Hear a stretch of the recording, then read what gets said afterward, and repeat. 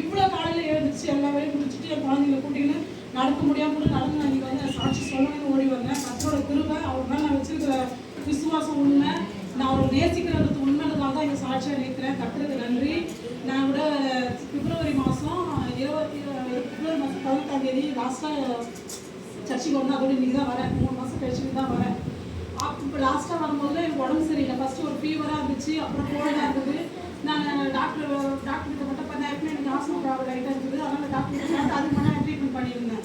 என்னால் ரொம்ப சோர்வாக இருக்குது, உடம்பே முடியல. அந்த மாதிரி பிரச்சனை. சரி, நான் இந்த மாதிரி ஞாயிற்றுக்கிழமை சர்ச்சுக்கு வரல, நீங்கள் வேணால் போய் வாங்க, எனக்கு உடம்பு ஒரு மாதிரி இருக்குதுன்னு சொல்லிட்டேன். நான் எங்கள்கிட்ட காலையில் கிளம்பும் போதே சரி இவனா சொல்லிட்டாரு. போயிட்டு கல்யாணம் முடிச்சு வச்சுட்டு கிளம்புற நேரத்தில் எனக்கு ஒரு யோசனை வந்துச்சு.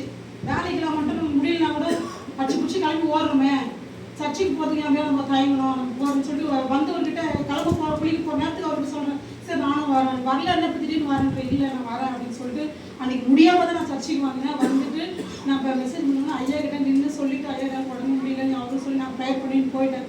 நான் வீட்டுக்கு போயிட்டு படுத்ததுக்கப்புறம் வீட்டுக்கு போயிட்டு எப்பவுமே நான் வீட்டுக்கு போட்டு 4 மணி 4:30 ஆகிடும். நான் வீட்டுக்கு போகிறதுக்கு சர்ச்சு முடிச்சு நான் வீட்டுக்கு போகிறது மணி 4 ஆகிடும். ஃபோனாவே உட்கார மாட்டேன். மற்ற வேலையெல்லாம் பார்த்துட்டு நைட்டுலாம் சமைக்கணும், அதெல்லாம் சரி சாப்பிட்டுட்டு அப்போ படுக்கிறதுக்கு கரெக்டாக இருக்கிறதுக்கு தான் நான் படுக்க மாட்டேன். ஆனால் நீங்கள் இங்கேருந்து போகும்போது நான் ட்ரெயின்லேயே படுத்துன்னு தான் போனேன். அந்த அளவுக்கு என் உடம்பு ரொம்ப பலவீனமாக இருந்துச்சு. போயிட்டு வீட்டில் போயிட்டு உட்கார கொஞ்ச நேரம் பொறுத்து ரொம்ப வயிறு வலிக்க ஆரம்பிச்சிச்சு. என்னால் நான் எவ்வளோ தாங்கலாம் தாங்க முடியாமல் வலி எல்லாம் மீறி அழ ஆரம்பிச்சிட்டேன். அழ ஆரம்பிச்சோன்னா எங்கள் வீட்டுக்கு என்ன பண்ணேன், சரிவா இங்கே இருக்கிற டாக்டர் கிட்ட இருந்தாலும் பாருங்க லேடி டாக்டர்னு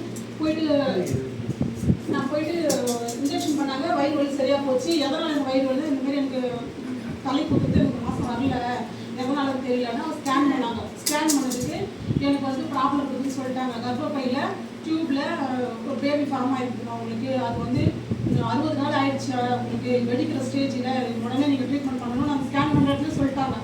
எனக்கு என்ன பண்ணுறதுன்னு தெரியல. அதுக்கான டாக்டர்கிட்ட முன்னாடி ஒரு கன்சல்ட்டாக போனதுக்கு அவரும் அதை தான் சொல்லிட்டாங்க. சொன்ன உடனே எங்களை அந்த ஸ்கேன் பண்ண உடனே டாக்டர் நீங்கள் வீட்டுக்கே போகக்கூடாது, இந்த அளவுக்கு அது இருக்கிறதே பெரிய விஷயம், சின்ன டியூப்பு அதுக்குள்ளே ஒரு 60 நாள் தங்கிறதுக்கு பெரிய விஷயம், இவ்வளோ நாள் அது ஒன்றுமே இல்லாமல் இருக்குது உங்களுக்கு, அதுக்கு நேரம் வெடிச்சிருந்துச்சுன்னா உங்களுக்கு உயிருக்கு ஆபத்து, அவங்க ரொம்ப கிரிட்டிக்கலாக ஸ்டேஜ் இருக்காங்க, அவங்களை வீட்டுக்கே கூப்பிட்டு போவாதேன்ட்டாங்க 8 மணிக்கு. சொன்ன உடனே எனக்கு அவருக்கு என்ன பண்ணுறதுன்னு தெரியல. வெளியே வந்து அவரும் அழுகிறாரு, நானும் அழுகிறேன். எங்களுக்கு 2 பேருக்கும் எந்த ஹாஸ்பிட்டல் எந்த டாக்டர்கிட்ட போகிறதுன்னு தெரியல. மறுபடியும் அவங்ககிட்டே போய் நிற்கிறோம். நாங்கள் ஸ்கேன் பண்ணவங்ககிட்ட நாங்கள் எங்கே போகிறதுன்னு தெரியல, யார்கிட்ட பார்க்கறதுன்னு தெரியல. நாங்கள் ஆல்ரெடி எனக்கு வந்து குழந்தைங்க போட்டு 14 வருஷம் ரொம்ப ஆயிடுச்சு. ஃபேமிலி பிளானிங் பண்ணி ஏன் நம்மளுக்கு இந்த பிரச்சனை நம்மளுக்கு வந்துச்சு அப்படின்னு சொல்லிட்டு வந்ததுக்கு அவங்க டாக்டர் ஹாஸ்பிட்டல் இருக்குதா, கற்பனை ஹாஸ்பிட்டலுக்கு போய் ஜாயின் பண்ணுங்க அப்படின்னு. ஆனால் எங்களை வீட்டில் நைட் தங்கிட்டு நாளைக்கு போய் ஜாயின் பண்ணாலும் கூப்பிட்டு போகாதீங்க, இவங்க ரொம்ப கிரிட்டிக்கல், எந்த நேரத்தில் எவ்வளோ வேணாலும் ஆகலாம், நைட்டுக்குள்ளே கூட எது வேணாலும் ஆகலாம், அது வெடிச்சிருச்சுன்னா இவங்க உயிருக்கே ஆபத்து அப்படின்னு சொல்லிட்டாங்க. உடனே நானும் இவ்வளோ ஜோம் பண்ணிட்டு அப்புறம் ஐயாவுக்கு ஃபோன் பண்ணேன். ஆனால் ஐயா ப்ரேயர் இருந்தவங்களுக்கு ஃபோன் எடுக்க முடியல. அப்படியே நேரத்தில் இவங்களுக்கு ஃபோன் பண்ணிவிட்டு வீட்லேயே ப்ரேயர் பண்ணிவிட்டு அதுக்கப்புறம் ஹாஸ்பிட்டலுக்கு போய் நாங்கள் நைட்டு 2 மணிக்கு எல்லா டெஸ்ட்டும் எடுத்துட்டு நைட் 2 மணிக்கு சனிக்கிழமை மணிக்கு அட்மிஷன் போட்டாங்க. 2 மணிக்கு அட்மிஷன் போட்டதுக்கப்புறம் டாக்டர் என்ன சொல்லிட்டாங்க, இவர் என்ன சொல்லிட்டாரு, சரி சனிக்கிழமை ஞாயிற்றுக்கிழமை திங்கக்கிழமை தான் உனக்கு எதனா ட்ரீட்மெண்ட் எடுத்து அவங்களுக்கு நான் போயிட்டு நாளைக்கு ஸ்கூலுக்கு பசங்க அனுப்பிச்சிட்டேன், நாளைக்கு வரேன்னு சொல்லிட்டு இவர் போயிட்டாங்க. நான் அனுப்பிச்சிட்டேன் 2 மணிக்கு. அப்போ தண்ணி தாகமாக இருக்குது, நான் தண்ணி எடுத்துன்னு போய் போயிட்டேன்.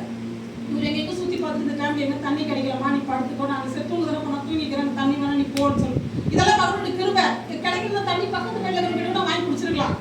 ஆனால் எனக்கு அதுக்கு தண்ணி கிடைக்கல. சரி தூங்க தானே போகிறேன், நான் தூங்கிக்கிறேன், நீ போ காலையில் வாங்கன்னு சொல்லி ஒரு அனுப்பிட்டேன். அம்மா மட்டும் கூட நிறுத்திக்கினேன்.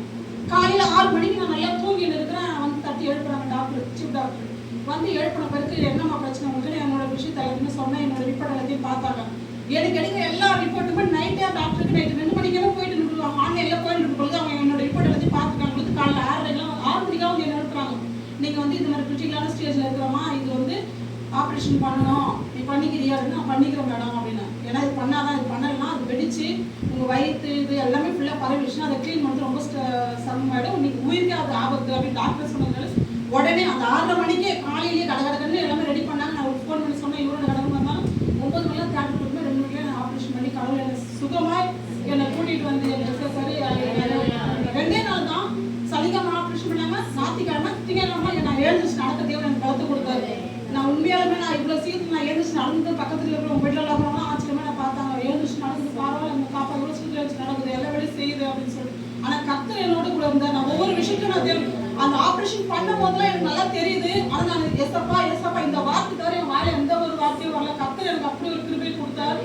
அந்த சூழ்நிலையில் நான் என் மகனை நான் ரொம்ப யோசித்தேன். நம்ம இந்த நேரத்தில் வந்து படுத்துட்டோம். பிப்ரவரி மாதம், மார்ச், ஏப்ரல் எக்ஸாம் எக்ஸாம் நம்ம குழந்தைய விட்டுட்டு வந்து இவ்வளோ படுத்துருந்தா அப்படின்னு நான் டாக்டர் கிட்டே எனக்கு டிஸ்சார்ஜ் பண்ணுங்கன்னு கேட்டு வாங்கி நான் வீட்டுக்கு வந்து என் குழந்தைய நான் கஷ்டப்பட்டேன். கர்த்தர் என்னோட கஷ்டத்தையும் என் பிள்ளைங்க புரிஞ்சுக்கிறாங்க. படிச்சா கர்த்தரும் கூட கர்த்தர் என் பையனை கேட்டு நல்ல மார்க் நான் எதிர்பார்க்கல. என் பிள்ளை வந்து பாஸ் பண்ணா போதுன்ற சூழ்நிலை தான் நான் இருந்தேன். என் பிள்ளை பாஸ் பண்ணா போதும், அப்பதான் அடுத்த ஸ்டேஜுக்கு கூட்டு போக முடியும். ஃபெயில் ஆகிட்டு நம்ம என்ன பண்றது? நான் ஐயா கிட்டே ஒரு ஐயா சில படிக்க மாட்டேன், ஆனால் பயமா பாஸ் பண்ணுவாமா, நீ ஏன் பயப்படுற? கடவுள் நம்பிக்கை, கடவுள் மேலே நம்பிக்கை கொடுத்து என் மேலே என் மகன் மேலே ஒரு நம்பிக்கை வச்சு நான் ஜெபம் பண்ணேன். என் மகனுக்காக ஜெபம் பண்ணார், ஐயா எனக்காக ஜெபம் பண்ணாரு. என் குழந்தை நான் எதிர்பார்க்காத அளவுக்கு நான் எண்ணி கூட பார்க்கல, அந்த அளவுக்கு ஒரு மார்க் எடுத்தேன். பிள்ளை பாஸ் பண்ணா கத்திர நான் அவ்வளோ பெரிய சாட்சியம் நிறுத்துவேன். கத்திர 2 சாட்சியம் ஆசிரியர்களும் என்னையும் கொடுங்க ஆசிரியர், நீங்கள் எங்களுக்காக ஜெபம் பண்ணிக்கங்க. கத்திரிக்கு கொடான கொடி நன்றி.